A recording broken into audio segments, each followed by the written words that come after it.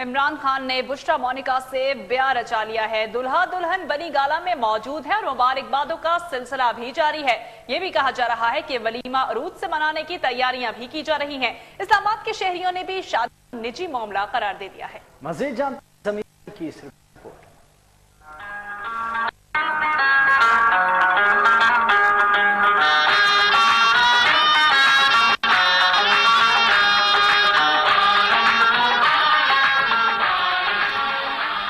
Chairman Tehreek Insaf Imran Khan نے تیسری شادی بشرا مونیکا سے رچا لی۔ شادی کی خبر سنتے ہی پی ٹی آئی رہنماؤں اور ورکرز میں خوشی کی لہر دوڑ گئی اور پھر نہ تھمنے والا مبارکبادوں کا سلسلہ شروع ہو گیا۔ سوشل میڈیا پر عمران خان کو شادی کی مبارکبادیں دی جانے لگیں۔ وزیر اعلیٰ کے پی کے پرویز خٹک، جہانگیر ترین، فواد چودھری، نعیم الحق، علیم خان اور دیگر نے ٹویٹر کے ذریعے مبارکبادیں دی۔ عمران خان اپنی دلہن کو اسلام آباد بنی گالا لے کر پہنچ گئے، جبکہ ولیمے کی تقریب بھی سادگی سے منانے کا اعلان کر دیا۔